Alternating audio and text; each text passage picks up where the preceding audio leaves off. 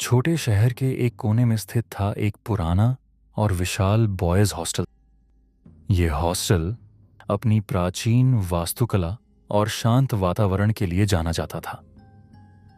लेकिन इसके शांत माहौल के पीछे छिपा था एक ऐसा रहस्य जिसने सालों से सभी को डराए रखा था।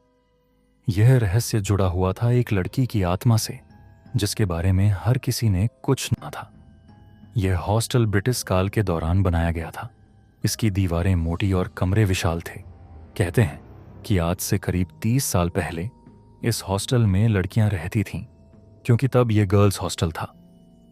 एक दिन अचानक एक लड़की ने अपने कमरे में आत्महत्या कर ली। उसके इस कदम के पीछे कारण आज तक कोई नहीं जान पाया। लोगों का कहना था कि वह लड़की बेहद शांत स्वभाव की थी। उसका नाम नंदिनी था और वह अपनी पढ़ाई में बहुत अच्छी थी। लेकिन जिस रात उसने अपनी जान दी, वह रात हॉस्टल के इतिहास में सबसे काली रात मानी जाती है। तो दोस्तों, इस इमोशनल टच देने वाली कहानी में आप और आगे बढ़ो, उससे पहले आपके भाई का भी हौसला बढ़ाओ और चैनल को सब्सक्राइब करो और वीडियो पर लाइक कमेंट ज़रूर करें। तो आइए आगे की कहानी सुनते हैं। नंदिनी की मौत के कुछ दिनों बाद हॉस्टल में अजीब घटनाएं होने लगीं।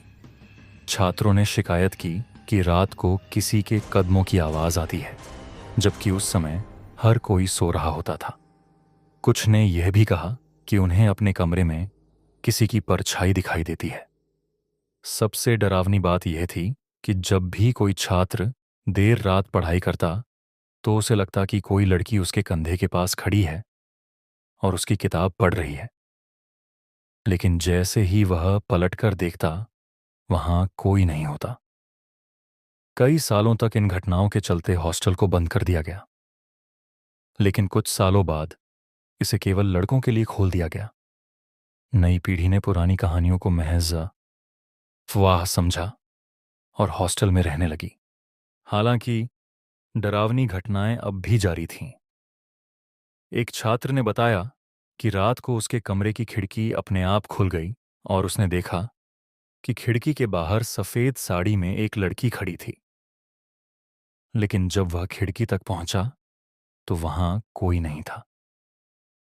हॉस्टल में रहने वाले कुछ साहसी छात्रों ने इस रहस्य को सुलझाने का फैसला किया। वे रात के 12 बजे उस कमरे में गए जहां नंदिनी ने आत्महत्या की थी। कमरे में घुसते ही उन्हें एक ठंडी हवा का झोंका महसूस हुआ। अचानक कमरे की दीवार पर खून से "मुझे इंसाफ चाहिए" लिखा हुआ दिखाई दिया। छात्र डर गए, लेकिन वे वापस नहीं लौटे। उन्होंने पता लगाने की कोशिश की कि नंदिनी की मौत का कारण क्या था।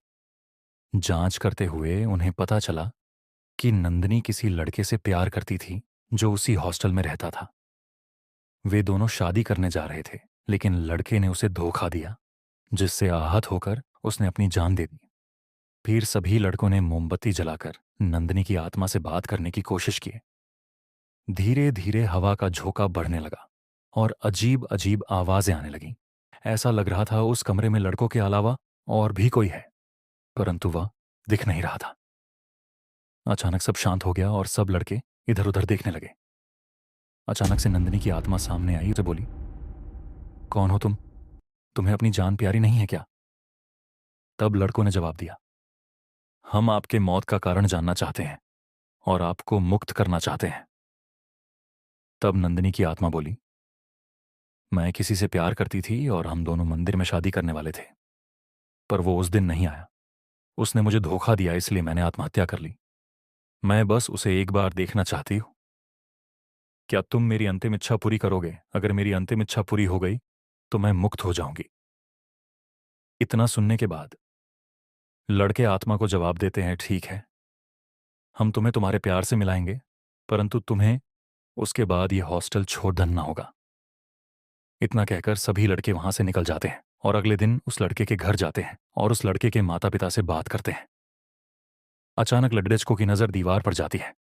वहां लड्डई के ये देखकर आश्चर्य रह जाते हैं कि नंदिनी जिस लड़के से प्यार करती थी, उस लड्डेचके की भी मौत हो चुकी थी। उस लड्डेचके के माता पिता बताते हैं कि एक दिन उनका लड़का तैयार होकर घर से निकला था और उसकी सड़क हादसे में मौत हो गई। सभी लड़के वहां से हॉस्टल आ जाते हैं और रात का इंतजार करते हैं।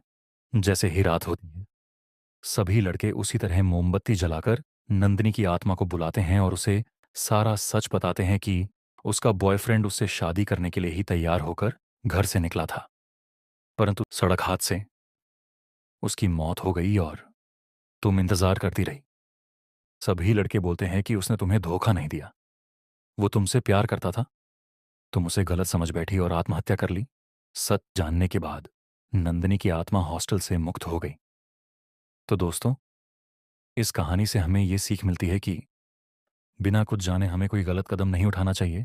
पहले हमें सारी बातों का पता लगाना चाहिए, फिर सोच समझकर फैसला लेना चाहिए। आपको कहानी कैसी लगी कमेंट में ज़रूर बताएं और वीडियो को लाइक शेयर करें। और भी ऐसे वीडियो देखने के लिए हमारे चैनल को सब्सक्राइब करें। धन्यवाद।